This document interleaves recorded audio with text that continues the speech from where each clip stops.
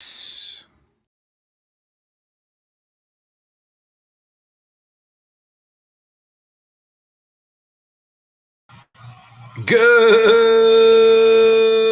evening, folks. Welcome to a new edition of Headkicks and Haymakers.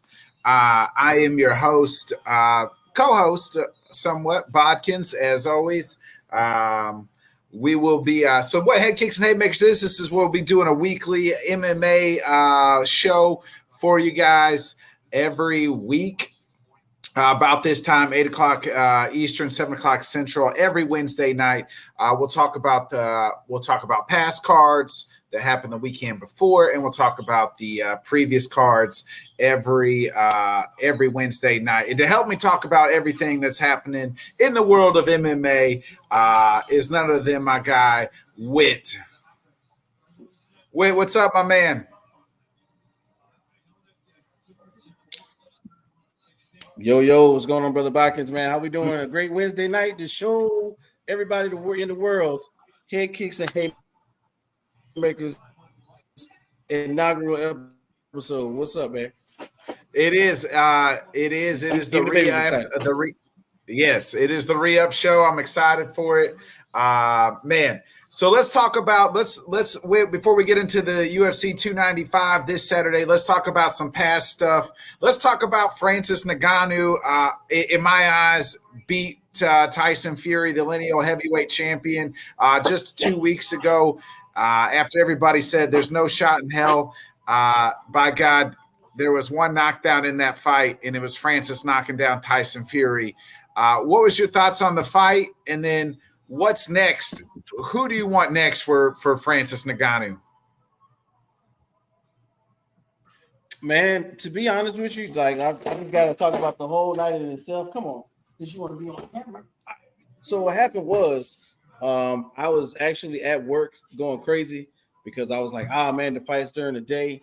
Then Abu Dhabi, I had my coworker in on it. We were talking, and to see maybe 5-6 fights. I don't know how, but to see all of those fights, almost all of them, ended like the first or the second round. I thought that was crazy. I thought that was like a really big part of the entertainment value. Shout out to the Sheikh for putting that on. That was their first time having that spectacle in that arena. I thought it was like top notch, top tier, of course, but that's how Abu Dhabi does it. And then to get to the main event, a lot of people, there were a lot of naysayers, so many naysayers where they weren't believing in Francis's ability to box, to hold court with the lineal champ. And then somewhere in there, just like we expected, man, I expected him to at least land one solid punch on Tyson Fury, and he did. And the knockdown was crazy. A lot of people were expecting him to, have difficulty locking them up. And the clinch, because the boxing clinch and the MMA clinch are two different grabs. He was throwing Fury off of him. That was insane. It's like Fury would try to do the boxing clinch, and he would just push Tyson away from him. It was wild. Yeah, it was one of those things where he catches on fast. There's no other way to say it, but he catches on fast. But the knockdown was one of those occasions where I don't think we saw it coming, but when it happened, it shook the world. The crowd was going wild, stadium was going nuts, everybody everywhere was standing up on their feet. And when you look at the replays, they gave him a really good standing 8 count, really long, elongated standing. Well, and it didn't help Francis is standing over him, right? Before they touched gloves, Tyson Fury said, "Hey, it's school time," and Francis knocks him down. He said, "You're a bad professor. You're a bad professor." Yeah, so it didn't help. Francis is kind of standing and dancing over. That's that fight IQ of boxing he doesn't quite have yet, but will get. Right. It looked like he had the grasp of, parrying punches, trying to keep him away with that jab. But then one of the things that caught me off guard, and I'm not saying that Tyson Fury is a dirty fighter, but Tyson Fury is so smart that he was if he was losing, he was going to figure out a way to do something. Tyson Fury caught him with an elbow. I think in like the eighth round because it was after the knockdown. And it was one of those phantom elbows where if you're not paying attention, you don't even know what really happened.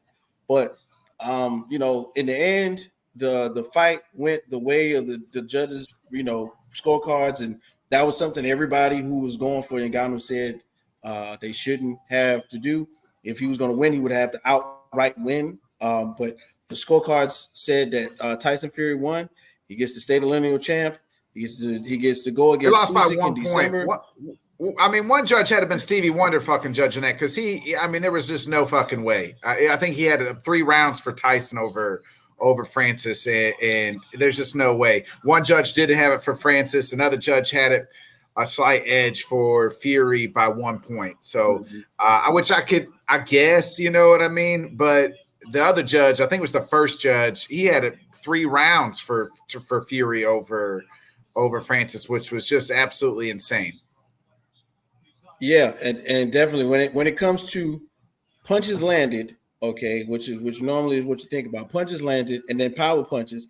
And Ngannou had him pretty much squared up, like squared even, except for maybe on closer towards the like 6th, 7th, 8th round. Tyson Fury actually did try to move around and do a little bit more logistical boxing, hitting him with the long reach and popping him with the jab. But in terms of how I thought the fight was going to go, because I've seen Tyson Fury beat Deontay Wilder. He's beat some really heavy punchers in his He's beat everybody he's faced. He's undefeated for a reason. Yeah, and it threw me just to see that. So now we have to prepare for 2 things. One, we have to prepare for Francis Ngannou to fight somebody else in the boxing ring. And I think I'm excited about that. Who do you want that to be, Whit? Who do you think that should be? To be honest, there's a couple fighters that were on the undercard that I think would make a good a good exchange for, and maybe not necessarily for a belt, but just to see him do it against somebody else. A big money fight. Anthony Joshua's promoter was in there going, I don't know, maybe he would, but he, you know how they get the camera in the promoter's face. He was like, well, he hasn't earned it yet. Earned what? He said he wants it now. His promoter, what's his name? Herb Dean or something, not Herb Dean, but I can't think of his name off the top of my head. But his promoter, he said he wants the Anthony Joshua fight.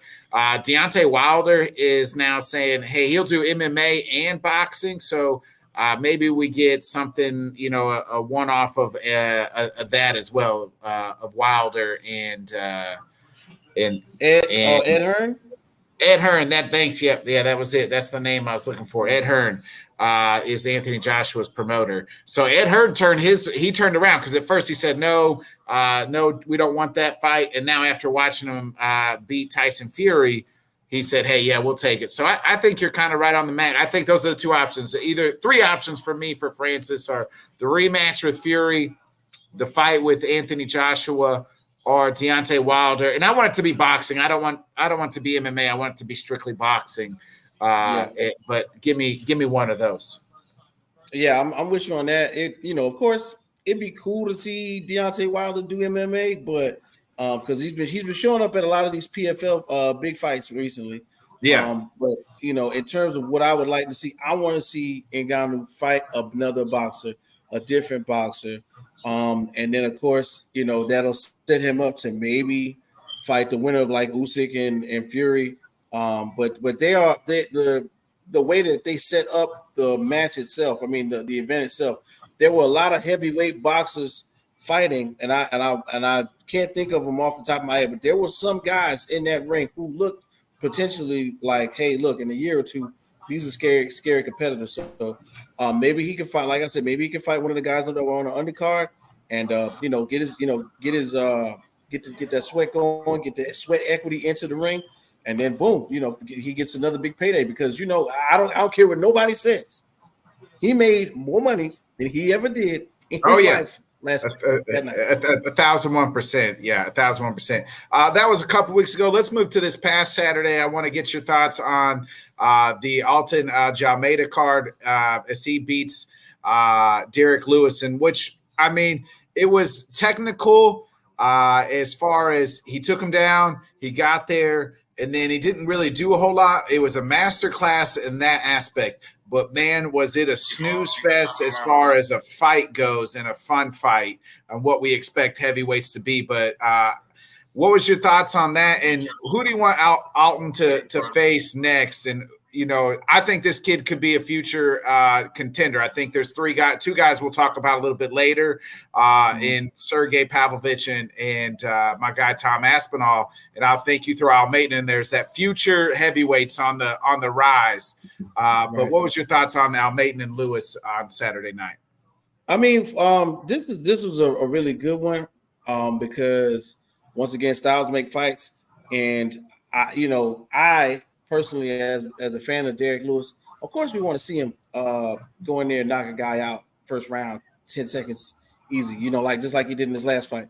But part of being a boxing or an MMA guy, like watching it, is to see that challenge, that challenge he faces. And Almeida had it. Whenever you going up against those Brazilian jiu-jitsu guys, man, that brown belt, man, that's dangerous. He took him down. It just, I mean, and that's kudos to Derek Lewis, right, for not getting tapped out. Like as soon as the first round in Almeida took him down, I was like, oh shit, Lewis is going to tap. But and kudos to Almeida. That guy was, Derek Lewis is 30, 40 pounds heavier than him into the fight. And he was able to keep him there. And they just couldn't do much, and that just shows to the strength that Derek Lewis is.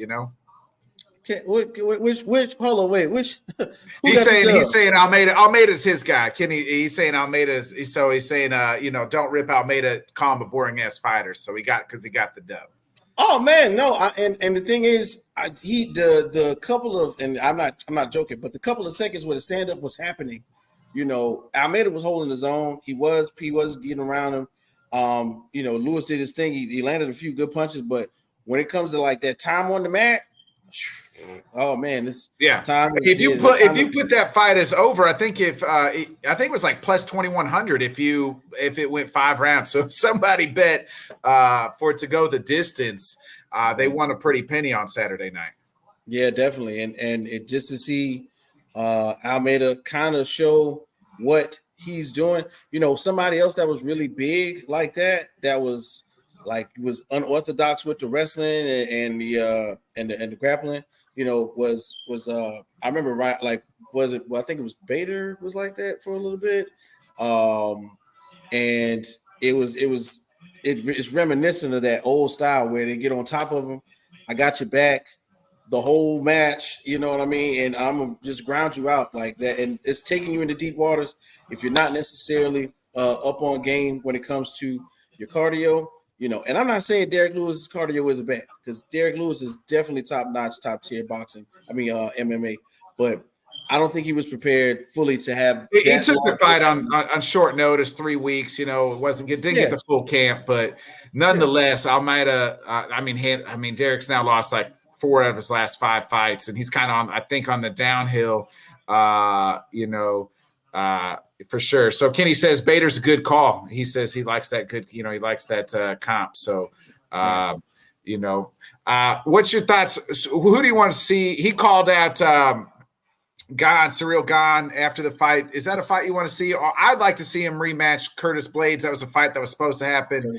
This fight, Blaydes got hurt because who's the best wrestler in this division would be great. Blaydes beats everybody unless you got a heavy hand, and then he goes night. So, what's your thoughts here? Who would you like to see Almeida fight next? Blaydes was the original fight. I like that one. In terms of heavyweights that could do it, I want to see Curtis Blaydes, come from recovery. Yeah. First of all, that's what he's got to do, because it was an injury. But guys, names I'm thinking about. You just said his name, and now I'm drawing. Cyril Gane. That's who he called out. The number one. My man Serial number Gun, one. who's Yeah. Serial Gun always fights somebody. He's fought some really tough guys and took some really tough L's these last 2 or 3 fights. Serial Gun. Yeah, he lost to Jones, obviously, and he's lost to Francis. Really, though, those are the only 2 fights he's lost in the UFC. Yeah, and when you think about that, he's lost to the best fighters in the division twice. That doesn't really knock you down, in my opinion. You know what I'm saying? He didn't lose handily either. So I would think definitely that Serial Gun would be a great one. We've got a while to see what goes on at the very top of the division with with Jones and the injuries and stuff like that. But sooner or later, you know what I'm saying, if he keeps on the path he's on, it's definitely going to be somebody. He's definitely going to be somebody's competition really soon at the time. Kenny said he hopes it has to be Blades or Gone. Hope it's Blades. Gone, but he lost bad to Jones and Francis. So I mean, in those title fights, it looked like he's just the lights were too bright for him. But he's beat everybody else, and I don't really want to see Almeida fight Tai Tuivasa. I don't want to see him fight any of those guys. I want to see him fight the elite here, and that's God. You don't want to see a Shuey. You don't want to. I mean, I don't think. I think Shuey. He does the same thing. He does the same thing to what he did to Derek. What he would do to Tai. What he would do to everybody else. And who's the guy that Tai just lost to? The tall Russian. Because he got rocked on that one. Yeah, I don't want to see him fight him. Now I gotta look it up. What was his name? So I'm looking at Volkov. I don't want to see. I don't want to see him fight Volkov, and that's who he's ranked ahead of him. So I made a jump to 7, and so the people ahead of him. We got Sergey and Tom. They're getting ready to fight. We're getting ready to talk about that. Obviously, he's not fighting Stipe anytime soon. So it's either Surreal or Curtis Blades to me. So I rebook him and Blades. I like that fight once Blades gets healthy and go from there. Hey, God's sitting on the sidelines for a while too, folks. So he thinks he deserves a title shot, but we've seen him in 2 title shots, and he pissed down his leg both times. So give me if he wants to fight Almeida, then I'm okay with Gane too. Like Gane and Almeida, I'm either or. So you gotta give him a chance. It's like I said, he lost at the top of at that time. Yeah, he's pissed down his leg both times he had a title shot. Gane did. So I don't want to see him in another title fight. You don't want to see him. Give the man a chance. Before we get into this week's pay-per-view, the big UFC 295 at the world's most famous arena, Madison Square Garden.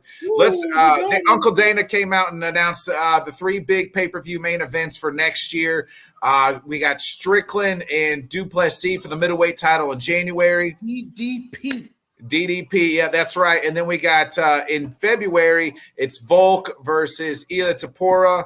And then in March, we're getting Chito Vera versus Sugar Sean in the bantamweight title. We'll break those down when those fights get in here. But which fight excites you the most out of those 3?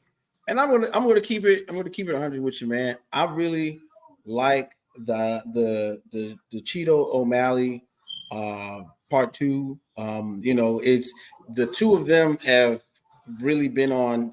I'm not going to say a meteoric rise, but we all know the same type of path, right? They both, right. Cheeto's like cool. He's in the cut when the microphone's in front of him. Yeah, he's gonna see something cool. I tell people all the time. Our friend Johnny Cruz. I tell him. I said Cheeto's one of the coolest, top 5 coolest people walking this planet. Like, definitely. I mean, just the way his demeanor is, the way he goes about it, and then the UFC has strapped this rocket ship to Sugar Sean. And they're hoping he's and they're riding this wave with him. I mean, he's got the style, he's got the brashness, he's got the flair, he's got the hair, for Christ's sake. I really can't knock him for being like an original looking fighter. Somebody like it almost reminds me of like somewhat of like a white style bender. You know what I'm saying? Yeah. But when you get him in the ring, it's all business. His striking is impeccable. You can't discredit anything he's done thus far. So yeah, I'm looking forward to, even though it's a few months away, I'm definitely looking forward to the O'Malley fight. Is that When the it one happens. out of the three you're looking forward to the most? That is the one that's the one I'm thinking will be the most exciting. Let's say that. But I want to see Duplessis, man. The real African, the real South African, the real South African. Yeah, man. Look. I don't care where he's from. He's a It's going his to be a legacy. weird fight. I think that fight between him and Sean's going to be kind of weird. Yeah, I don't see any takedowns because neither one of those guys like the rest.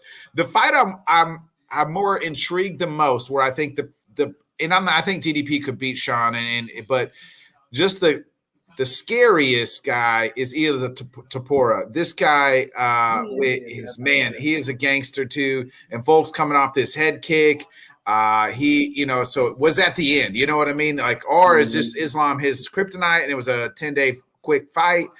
So there's going to be a lot of questions. We'll get into that as closer. I'm kind of with you. I'm looking forward to the Sugar Sean and Cheeto fight, the bantamweight fight. That obviously it's number 2. Cheeto beat him the first time with that weird leg kick that he was able to knock him out. So, hey BJ, thanks for jumping in the camera. Come say hi. Say hi to Uncle Nick. hey, what's up, buddy? All right, now thanks so much. Love you, guy. Okay, all right, but yeah, I agree with you. Like that Volkanovski head kick. A lot of time, and I've said this many times.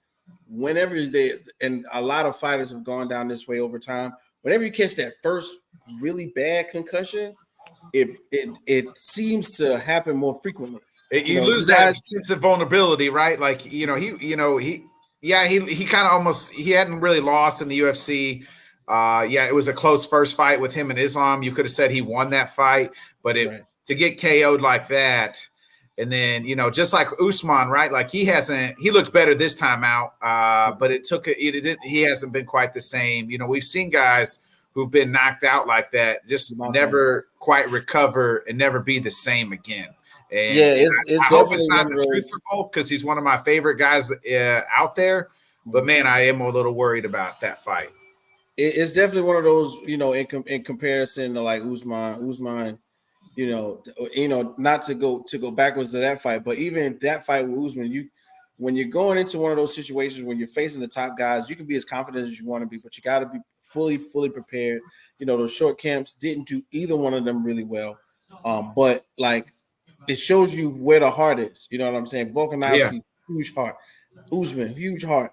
But when Volk got in that ring and I saw that size difference, I was like, yeah, he's not. That's a dog. It's a little bit. You're in a different size range here, but I love the way that he went about it. He did lose. He lost handily, but at the same time, he wasn't like a sore loser. He said, hey, I'm gonna go back in my division. I'm gonna put on a title defense, and I think something like the taste of losing out of your division is probably going to make him want to go just as hard in his own division. Yeah, we'll see, and we'll break down those fights when they get here. Let's start breaking down. Like I said, it's the big UFC 295 card this Saturday, and while it lost a little luster of the Stipe Jones fight is obviously off. Jones hurt, out for a year plus. We may not. Who knows if we'll ever get that Stipe Jones fight? Stipe hasn't fought in 3 years now. And by the time he does fight, it'll be 4 years. So it'll be crazy if that fight ever does happen. But nonetheless, we have the light heavyweight title up for grabs in the former champion Yuri Prochazka, who never lost the title, against exactly almost a year ago. At this time, Alex Pereira beat Izzy for the middleweight title exactly about this time last year in the MSG card. And now he lost that title, and now is going for his second title at the light heavyweight title at the MSG. And then the co-main is the heavyweight vacant or the interim heavyweight title, where you have Sergey Pavlovich and you have Tom Aspinall. We'll work from bottom to top. So at the bottom of this card, and we'll make some picks here let me open it up on the ESPN app. I wrote some notes down too. So, but We got the Diego Lopez. This Diego Lopez, I said, he to me looks like he's the lead singer of like My Chemical Romance. And he's taking on Pat Sabatini in a featherweight fight. What's your thoughts here on this one here? And before we get and who you got winning? Yeah, Diego Lopez. Of course, when you do the eye test, first thing that catches you is 22-6. That's a lot of fights, man. That is a lot of fights, and he's not been put down very easily. Sabatini, when I was doing a little bit of my research, I seen him fight in a smaller regional promotion, and he's squarely, man. He's one of those guys. If your boxing technique is soft, he'll catch you. If your wrestling is not good, I saw him do really good on breaking out of takedowns, sprawling, changing position when he was in a bad position. I like the idea of it, but Lopez definitely has the more dominant skill set in this fight. He's one of those up and comers in the weight class. I like Lopez on this one, though. Yeah, I'm right there with you. Sabatini's won 4 of his last 5, and Lopez has he took a short notice fight, and that was his last fight. It was like a 1-day notice or 2-day notice. He took it was something crazy, man. Elov, and he lost. And then he won back in August. And he's only been in the UFC. He's only had 2 UFC fights. Mm-hmm. I'm right there with you, though. I like Diego Lopez to win this fight. Then the next fight we got Matt Steamroller Friola versus Benoit Saint Denis. Both of these guys are on an absolute tear. Saint Denis has won 4 in a row, and Friola has won 3 in a row, including a huge win over Drew Dober just a few months ago. Who you like in this fight? All right, well, salute to the French and also Red Dead Redemption 2. If you know anything about Red Dead Redemption 2, some of my favorite games. They got a town called Saint Denis in Red Dead Redemption 2. It's supposed to be like Louisiana, but in the game. So I was looking into Saint Denis, and once again, 2 other promotions. They pretty much put up a highlight reel for him. A big swinger, a big puncher. He's got some technique. But Frivola in this one is kind of where I'm going with it. Matt Frivola, if you haven't heard of him, he's definitely one of those guys. When you look, he's on the up and up. Yeah, he's going to be a new. Yeah, he's definitely one of those guys where if you're not paying attention, the fight is over. So I'm looking at Frivola in this one. Although shorter, the reach difference, a bit of a difference right there. You got the big thing when you go on orthodox to southpaw, so both guys are going to be standing out there with the feet touching. I think this one will come down to who has the cage control in the ring, and I'm liking Frivola for that one for sure. Yeah, I'm right there with you. This is my dog on the card. You can get Friola at plus 190. You don't got the mask? I'm at a hotel right now, so I ain't got the mask to put on. But I thought you just lived lavish like that, man. I didn't know you was in a hotel. I'm traveling for work, so I'm not at home. But no mask today. But Friola is my dog on the card. Hammer that one home. At plus 190. I think the winner of this fight gets ranked, and then if they're not ranked, their next fight will be with a ranked fighter. I mean, Matt Friola beat Drew Dober, who's always like 15, 14. You know what I mean? Like if there's Drew Dober's always right there, coming off a huge win over Drew Dober. like a litmus test in the weight class. Like if you beat Drew Dober, that's a somebody. You beat somebody. You know what I mean? Exactly. So yeah, he's kind of like Drew Dober is kind of like that gatekeeper to get into the top 15 almost. Like, Yeah. If you take on Dober, we'll see if we can get you in a pay-per-view. Yeah.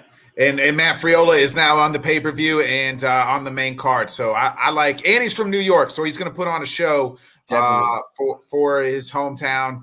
And I know a couple guys who in Missouri, trained with Matt Friola for a few times, and they said he's absolute dog in the gym. So I'm going with the steamroller. Speaking of gatekeeper, there may not be with the term gatekeeper and say Jessica Andrade in the top 5 of the strawweight division. She is on a 3-fight losing streak. She is the former strawweight champion at one time in her career, though. But she's lost the last 3. She's been bouncing around at weight classes, which I think has hurt her as well. And she's taken on number 7, Mackenzie Dern. Who you like here with Mackenzie Dern? It seems like she wins one, loses one, wins one, loses one. Last time she won one, she did beat Hill on the last time out. This is I've been high on Mackenzie Dern. I think she can, if she can just put it all together and kind of go on a run here. But it seems like every time she loses one and then she has to win 2 or 1, and so it'll be interesting. Who you like here? Well, man, just you stole it right there, man. Basically, when you're thinking about that strawweight competition, for a really long time, Jessica Andrade was it. You know what I mean? She's a gangster. She was. Yeah. You couldn't get far in women's MMA without hearing her name or hearing that, oh man, somebody dropped out, Jessica Andrade was, scared or whatever. But I think she's coming to the tail end of a really great career. I mean, when you look at the record, man, 24-12, that's a lot of fights. And just like you mentioned, man, Mackenzie Dern, 13-3. The two that I saw her lose, they were rather convincing losses. But she's another one who has the skill set to, if she catches Andrade slipping, maybe on the mat, she does have that BJJ in her where she can catch an elbow, maybe a rear naked and put it out. So I like Mackenzie Dern on this one, low key, and I'm excited to see what's going to happen. They got her at -210. That's a bit of a steep stance, but hey, I'm rolling with Mackenzie Dern on that. Yeah, I like Dern too. Her 2 losses are. It's not like Yam Xiaonan, who could be fighting for the title soon. Yeah, Yam Xiaonan was. She lost a majority decision to her and a unanimous decision to Rodriguez back in 2021. But man, I'm with you. This is my lock on the day. Put me all on the money on Mackenzie Dern. I know it's minus money, but that's my lock. So if I had to bet one person on this card to win, I'm betting Mackenzie Dern. And I'm not saying Andrade can't knock her out, but I just think sometimes, it's kind of like that. You're getting into Tony Ferguson land, folks, when you're losing 3-4 in a row. And I think Andrade, we've seen the best of Andrade. And I don't know if we've seen the best of Mackenzie Dern yet. So I think one's on the up and one's on the down. And give me the person that's on the up and up. Definitely, man. I definitely agree with you on that one. Andrade, man, great career. Probably, and I would think eventually we'll go into the UFC Hall of Fame. Yes. Right now, Mackenzie Dern is the up and coming female. She could maybe she can catch a knock. If it's one of those situations where Mackenzie Dern, I'm not expecting her to knock her out, but maybe a head kick or one of those good punches, makes Andrade stumble, gets her on the ground, rear naked, end the fight. Yeah. We get into, before we make our picks, we get into the co-main event. It's for the heavyweight interim title. I personally don't think this should be. I think this should be for the real title. I think that Jones should have gave it up. He's not going to fight for over a year. If he ever fights again, we don't know. I think it should be for the actual real title. And I think that I wish these guys had a full camp against each other. It's kind of about 3 weeks notice here for both of these, 2.5 weeks for Tom Aspinall, number 4 Tom Aspinall. Aspinall coming off a win after a year where he's pretty much undefeated in the UFC. His lone loss is Curtis Blades, and he didn't even lose. He just got hurt in that fight. In about 15 seconds into that fight. And then he's taking on Sergey Pavlovich. Pavlovich hasn't lost in 2018 since he lost to Overeem. He's won 6 in a row, and he's beat the likes of Tai Tuivasa, Curtis Blades, Derek Lewis. He's knocked them all out. These guys have the shortest amount of time in this ring. Whit, do you think, should this be for the actual heavyweight title? Are you okay with this being the interim? And who you like in this fight? Really, the big thing is I would like for it to be for an interim because I personally am and we talk about this, we tweet about it, we send it to the videos, like the heavyweight division if it's not Stipe or John, I can't believe it right now. And that's just me. Okay. Maybe the winner fights Stipe because Stipe is, I'm not sure if Stipe's injury will take longer to Stipe's not recover. hurt. They just didn't offer Stipe the interim title. And when I first heard it, I think that Stipe was like, I'm fighting Jones or nobody. I You think know, that's what I think so too. I think if I'm Stipe and I'm looking at what Sergey did to the likes of Curtis Blades and Tai Tuivasa, you don't want none of that. He already got knocked out by. We saw him get his face get cleaned off, 3 feet behind him by Francis Ngannou. And right. I think I've been touting Tom Aspinall is going to be a future heavyweight champion because I think he's the most well-rounded guy with the hands and the ground. And I don't think he wants any of that. I think it would have been Tom Aspinall kind of fits more Stipe's style a little bit better, so I think he might have leaned into more Aspinall than Sergey.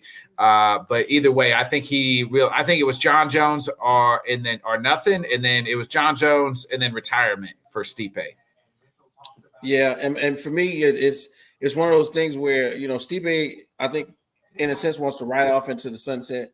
So with this, not with the, and then I'm talking, and when you and I both know the build up for anybody to fight Stipe Miocic or anybody to fight John Jones was tremendous, especially after Jones came back But and put that fight on. doesn't need the title. They could have That's what I'm saying. Like to me, that fight don't They need the could have title. had a That's why I heavyweight think BMF belt for all I care. it's for a GOAT. It's for who's the greatest of all time, really, almost. Right. You know what I mean? So that's why I said, like, this should have been for the real title.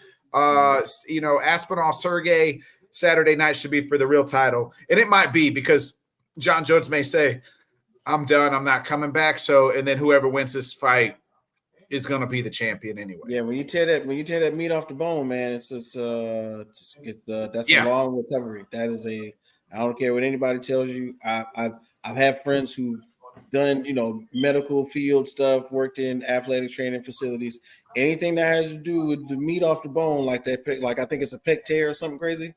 Yeah. That's a big deal, and that's going to take a year and some change. And of course, being an MMA guy, your wrestling, your jujitsu, all of that groundwork, he's gonna have to pretty much rebuild half his body just to get to the old John, not even the new John Jones who we see beat the crap out of Cyril Gane, but the old John Jones. Yeah. He's gonna have to do a lot of work. But I like, just thinking to where we are with this one, man. Kudos to both of the guys for coming in, like you said, 3 weeks notice. To me, like the power of knocking somebody out doesn't go away, no matter how much it is. To me, this is a scary one for Aspinall because Aspinall's got the total package. He can wrestle, he can stand with you, he can get you up against the cage. But Pavlovich is cleaning the house when he's fighting. Yes, he goes in there and it's just it's quick. Both guys, though. Both guys. I love both guys. I hate this. I love Tom Aspinall. I've been saying it for 2 years that Tom Aspinall is going to be a future heavyweight champion. And I'll go ahead and make my pick before you. I'm riding with Tom Aspinall. I think he gets to the interim. I wouldn't be surprised if Sergey wins. I've been torn on this fight, but I just think that Tom can get it done somehow, some way. And I'm gonna go the opposite with you on this one. Okay.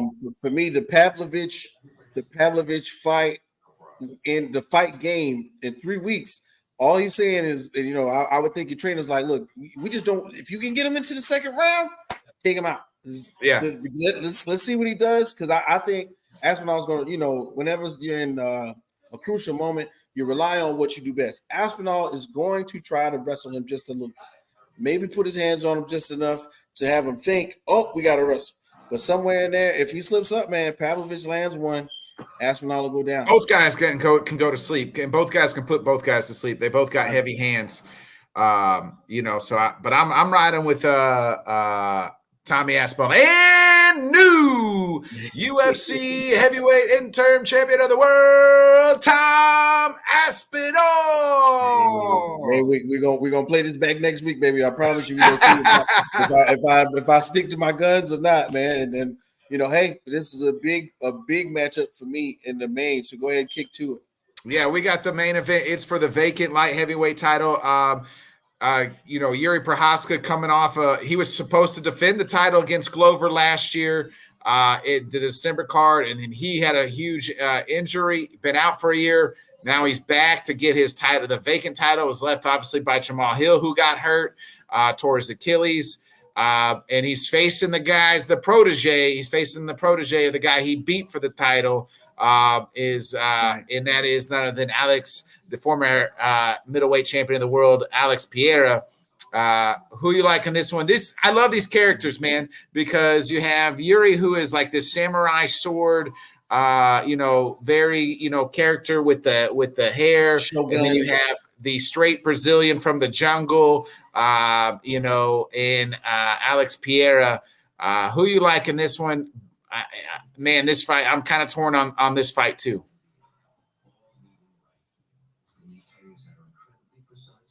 Oh man, truly and honestly, this is a toss-up for me because when I think about Prochazka and his last few fights, he is a warrior when he gets in there. But when you're a warrior, sometimes you got to fight another warrior, and I can't think of another warrior like Alex Pereira. Like right now, I see those pre-fight the face-offs, and he's coming in there with the death whistle and the Mayan war paint and it's a scary sight. But then at the same time, you got Prochazka in there.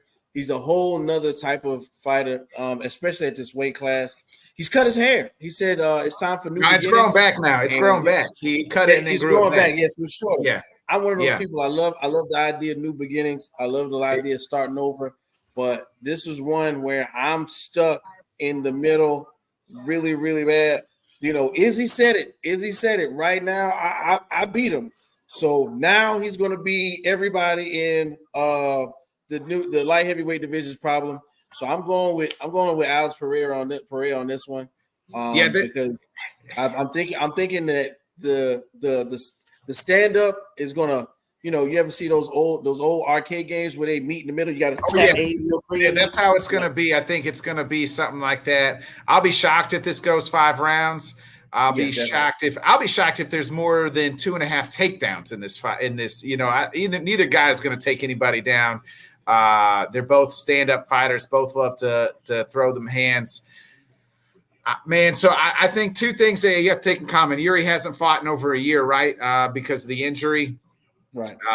This is Alex's 3rd time fighting. Remember, he lost, I think, earlier this year to, when he lost the middleweight title to when he got knocked out. In Miami, and then he just beat a few months ago. Did beat the former champion Jan Blachowicz. He got Blachowicz. He lost to Adesanya. He beat Adesanya.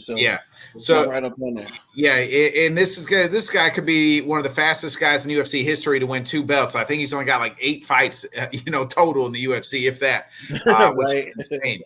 But Yuri is very unorthodox in the way he throws, and then I just think eventually Alex is going to land that left hook, and Yuri's going to go night-night, probably somewhere in the 2nd or 3rd round. I just firmly believe that. So I like and new UFC light heavyweight champion of the world, Alex Pohan Pereira. And they're gonna blow the death whistle on the sideline, like on the ringside. He's going to get what? I forgot. Joe Rogan was like, "What is that? Did they really get the Mayan death whistle?" Like when you heard that, everybody kind of craps their pants. I was like, "Yeah, I can only imagine that being, us being in like an open field and not knowing where it's coming from. I would probably, crap my pants too." Alex is going to get this one back for Glover. This one, it's kind of like, hey, this one's for Glover. He's going to get this one back. That Yuri Glover fight last year I had that as one of fight of the year type candidates, maybe fight of the year period. So. I mean, when you think about, it coming down to a submission, that was something that we didn't expect. Never saw, right? Yeah, we never saw it coming. But look, with two soldiers in the ring like that, and neither one of them's backing down, you gotta go win in an unorthodox manner. So big shouts out to Prochazka for doing it that way. Yeah. But yeah, man, Pereira, I'm all in on that right now. He, like I said, he went down a weight class, beat Izzy. lost to Izzy. Izzy said, "I'm sick of this guy. Please send him up one." And now I think he's going to take over. I do too. Division. I do too. Hey, folks. Well, this has been. Wait, you got anything to say before we get up out of here? Yeah, man. Real quick. I want to, and I think I'm going to do this like maybe once a show. Something that's MMA related, but who knows? So I was talking to Bikins off camera and we was texting. I was talking about Keith Lee. Everybody knows Keith Lee, Robert Lee's little brother, right? Kevin Lee's little brother, right? So, Keith Lee used to fight MMA, real tough guy, really cool. And now Keith Lee has transitioned into a food critic, right? And everybody, you go on TikTok, you search at Keith Lee, he's a guy. Let's try it out and let's rate it 1 through 10. That's Keith Lee, right? He went to Atlanta and wrecked the food scene. And I love it because he was honest. Okay, I'm not eating in Atlanta, but I've had several people eat in Atlanta or try to eat in Atlanta. When I say the word try, I mean try. Service is horrible, wait times are long, all this stuff. And everybody went at Keith Lee, but I bet you won't step to Keith Lee. Okay, I bet you won't see him in the parking lot. Okay, bet you won't, but you're gonna send him. You're gonna be a Twitter gangster and send him all kind of death threats to his wife. I bet you won't try it. Okay. Once again, shout out to Keith Lee. I want you to watch our podcast at rated 1 through 10.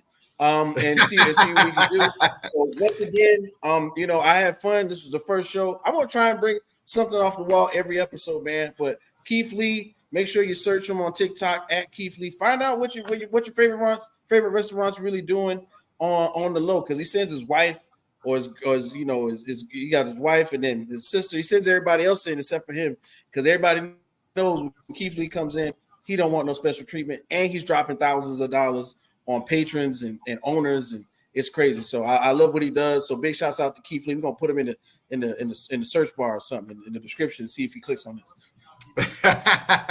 Hey, it was a great show. We'll be back this time next week, folks. We'll break down all the fights that happened at UFC 295, and then we'll prepare ourselves for the next Saturday as well of fights. So we'll also just won't just be UFC at times. We'll talk a lot of the big boxing fights. We'll talk a little bit of everything MMA news related, whether it's injuries, retirements.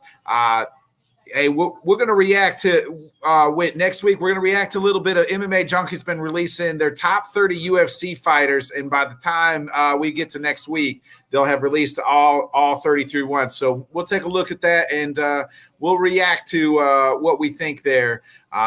So what's going on there with MMA Junkie and their top 30 UFC fighters ever? So, hey man, look, I want to, and I know I'm late, and sometimes I catch some of it. We got to jump on some PFL, man. I mean, yeah.